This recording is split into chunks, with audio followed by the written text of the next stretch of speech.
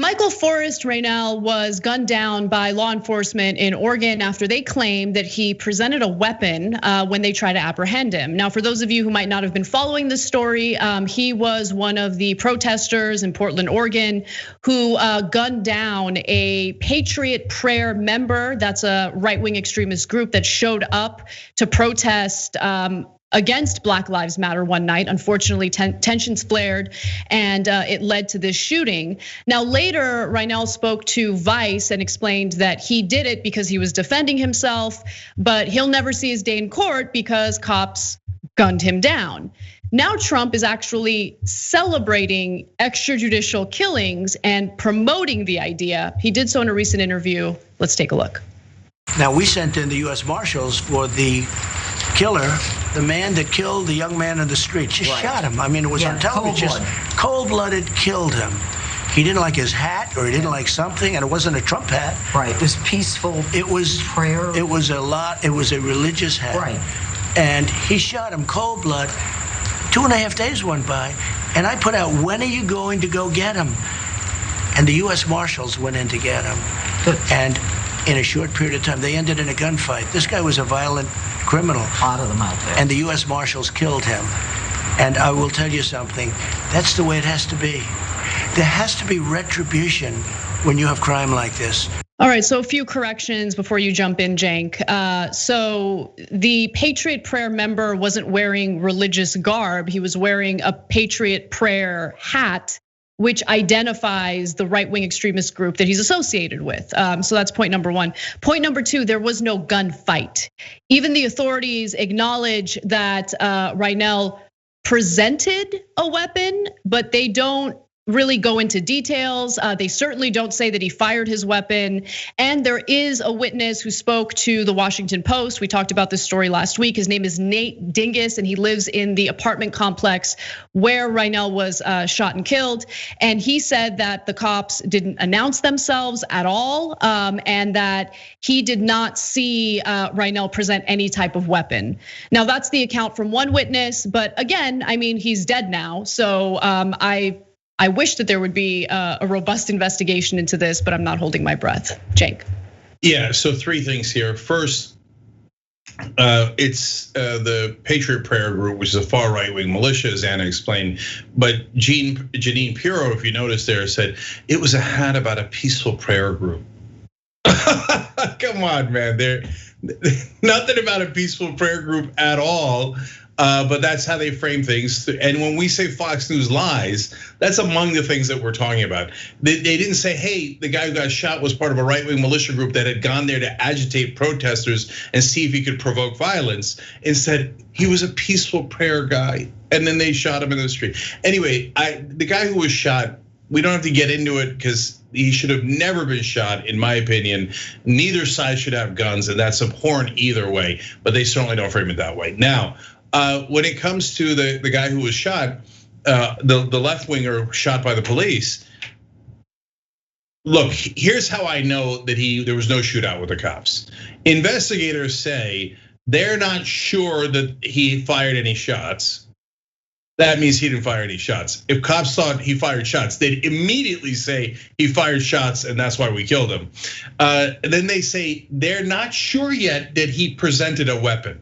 That means he didn't present a weapon. There's no way in the world cops are putting out a statement about a guy they just shot if there was a gunfight where they say we're not sure he even presented a weapon. No, none of that happened. The witness who says that they shot him without even identifying themselves is far, far, far more likely to be correct than cops who just shot the guy dead.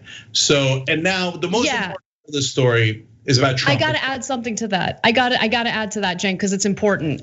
Because you're right. I mean, the cops they're very vague, right? So this is according to reporting from the Oregonian. Police have said Reinoehl was found with a handgun, but have not said if he fired any shots at officers. Thurston County Sheriff's Lieutenant Ray Brady said he didn't have any information regarding whether he fired any shots or produced his handgun during the encounter that night. So those are the facts coming from the actual cops. So sorry for that interruption, but I wanted to make sure people had those details. Go ahead. Yeah, no question about it. And now the final piece it has a good intro from one of our members, John Campbell Reese, who just wrote in. He says, no, Mr. President, you don't need retribution, you need justice. That's exactly right. People who are in favor of the rule of law don't go around looking for retribution. They go looking for justice through a system of government that produces that justice. And it produces it no matter what the skin color is, the race, religion, name, or identification of anyone, right? That's why justice is supposed to be blind. But that's not what Trump believes in. Trump believes in what he just told you. He says, look, I asked the marshals to get involved. Next thing you know, the guy's dead in the street. We needed that kind of retribution. He's not hiding it. He just said it. Yeah. And that's how fascism works. Eventually they go from, oh, we're doing it for law and order to we're just doing it because we have the power to do it and you can't stop us. Yeah, and I think what gets lost in the constant like how people politicize these stories and how people like to go off into their own corners is things get, I think, intentionally misinterpreted. And look, the point is we shouldn't give a green light to any government agency, any law enforcement agency to decide whether someone gets to live or die. They don't get to be the ones who carry out the entire justice system, right? So if someone is suspected of committing a crime, they should be detained, they should face an investigation, they should stand trial, justice should be served. No one is saying, oh, these people are totally innocent and let them go. No, let them go and be free. That is not a talking point that I've heard any serious person make, but I do hear the right wing intentionally put out this false narrative to make it appear as though people on the left want criminals running around all over the place and for no justice to be served.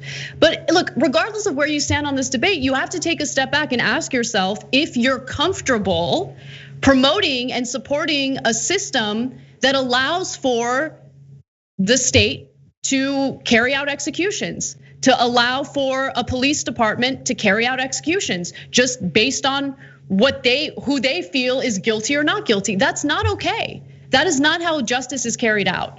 And so this is a huge issue, and Trump is only fueling that issue, right? When Duterte, the leader of the Philippines, was talking about allowing cops to just carry out extrajudicial killings, tens of thousands of people died within the first few months that he was elected. And it was just based on cops thinking like, oh yeah, this person's probably in possession of drugs. This person is probably trafficking drugs. No, that's a scary situation to live under, and we're increasingly turning into that, and it's terrifying. So I look, the guy in Portland who shot the right winger, I wish he was brought to justice, and I wish there was a trial, and that the family of the victim in that case would have gotten some degree of justice if the facts were borne out as they appeared to be.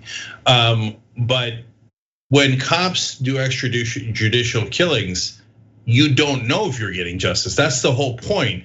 It isn't about justice. Retribution is about vengeance that is sometimes purposely misdirected. The whole point of justice is directing it in the right direction, right? Getting it to the person that it belongs on, right? And so it doesn't mean not carrying out justice. There's a reason why all the left-wing slogans have justice in it. There's a reason why Justice Democrats are named Justice Democrats, because we seek justice. But if you're seeking retribution for political reasons, then you don't really care if it's the right person or the wrong person. You only care that they're on the wrong political side. And yes, that's fascism defined, when you empower government officials with guns to kill people without trials and say they were on the wrong side.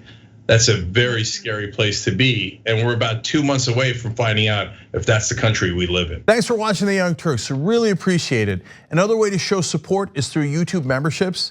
You'll get to interact with us more. There's live chat emojis, badges.